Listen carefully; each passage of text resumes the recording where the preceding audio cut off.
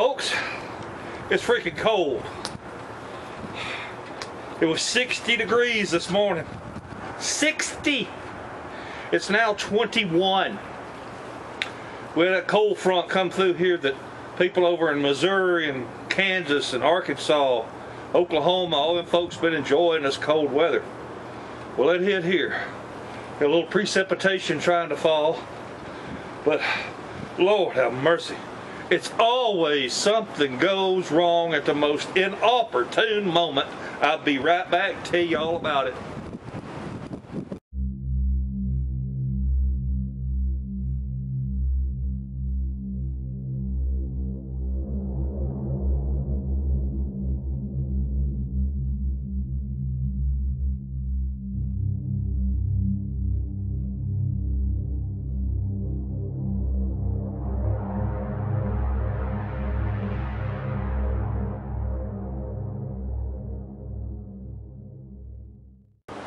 Well, folks,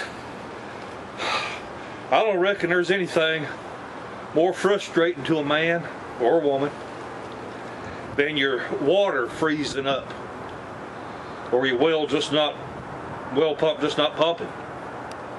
Oh, I got out here today. It done dropped to about 25 degrees. I've got one of them kerosene salamanders, 55,000 BTU. Kerosene forced air heaters, you know, that you'd use like in a big barn or something.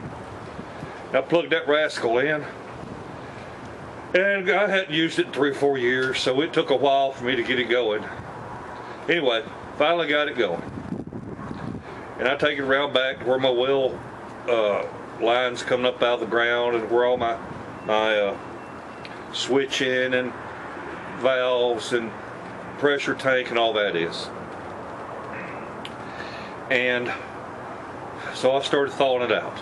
I thought, because I mean, we were here and had water running, and all of a sudden it just slowed down to a nothing and it just quit. So hell, I thought it was froze up. Come to find out, it wasn't frozen.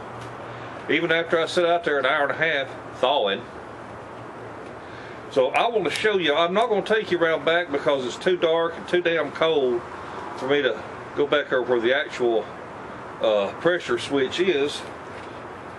But I've got an extra one here that went bad a few years ago, and we're gonna go in the house where it's warm and I got better lighting, and I'm gonna show you how to check these things out and how to solve this problem if you happen to run out of water with your well. Okay? All right, let's go in the house. Freaking 21 degrees out here. Gosh almighty, it's cold.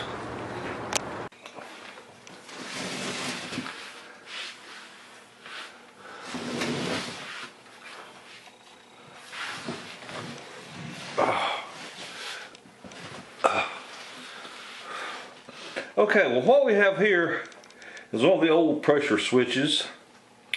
This is the brains of the outfit when it comes to running your well pump system. And here's the way it works.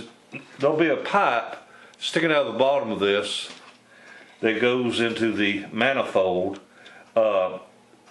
Stay tuned. I will do an actual video on explaining completely how to set up a well if you're thinking about having a well on your property.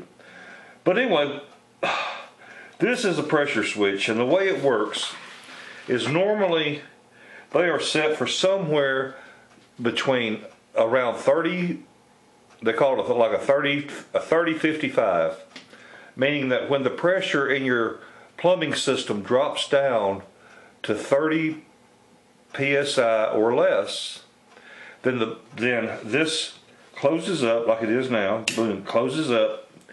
The electricity is sent to the pump, and the pump begins to fill your pressure tank and your lines with water. And when the pressure builds up to the 55 psi or whatever you've got it set for, then this opens up just like that right there. See how that opens? And when that opens, the connections are broken and your pump shuts off. When you turn on your water, like get a glass of water, your pump is not going to immediately kick on because the pressure in the system has got to drop down to 30 or 35, whatever your minimum is. And then once the system is bled down low enough in pressure, the switch is released to close up again, and we repeat the cycle. Well, what happened to me is I go out there and I'm thinking, oh my God, what is going on? What is going on? Well, each side of this, these two screws right here, is where one color of wire goes, and over here's where the other one goes. We have an incoming line coming in and an outgoing line. We've got you bring your power in here on one side or the other. Your power comes in, and then let's say you've got, for my purposes, it was a 240 volt system. So I had red, black, and green. Green, of course, is grounded under a grounding screw. And the red wire went here, and the black wire went out here.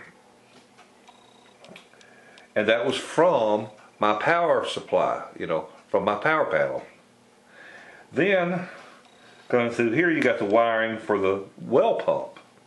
And you put a red one under here, and a black one over here. So you got red and red, and black and black. And when it's closed down like that, and the power's on, then this connection is closed and power goes to your pump. Well, what was wrong with mine was it was arcing.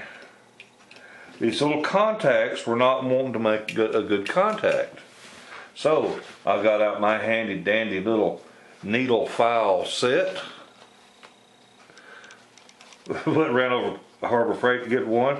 Instead of wasting time looking for one, I only live 2 blocks from there.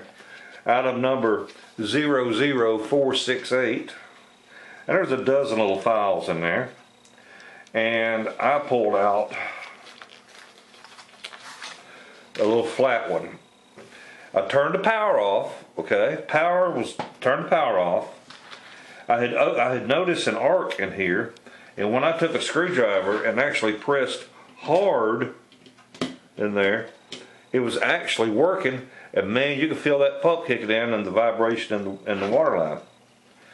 So I noticed as I would force this open and release it closed, that I would get a spark right here where the contacts make. So I opened that up, stuck my file in there, and filed that contact real good. It had a buildup of carbon in it. And once I'd done that, then I went back, turned the power on, and everything's fine. Of course, I had already spent over an hour sitting there with my heater trying to defrost the lines and all that, because you naturally just think, well, your water line froze, but that wasn't it. Now, what I should have done, and the reason I'm making this video is to teach y'all, is that I should have took my voltmeter and just checked these 2 center screws right here, and that would have told me if I was getting power. I would have discovered that I had power on this one, but no power on that one, and then check out here and I got my power. Then I could have said, well, daggone. And that would have told me a lot sooner. But your brain ain't functioning too good when you don't feel good. It's 21 freaking degrees. You freeze your rear end off. You got the heater blowing. You done wrenched your back, hurt your back carrying that daggum kerosene heater. So anyway, I finally sat there long enough and I messed with it. And I said, oh heck, that's what it is. Cleaned up and that took care of it. So there you go. That's what happened to mine, and that's how I fixed it. And I hope that helps you some. Like I said, stick around. I'm going to do another video on describing exactly how your entire well system works. And that'd be real handy for somebody that's going to put in a well. Alright. And I've also got a product review coming up. It's on the 500 watt halogen shop lights from Harbor Freight. They got a new one.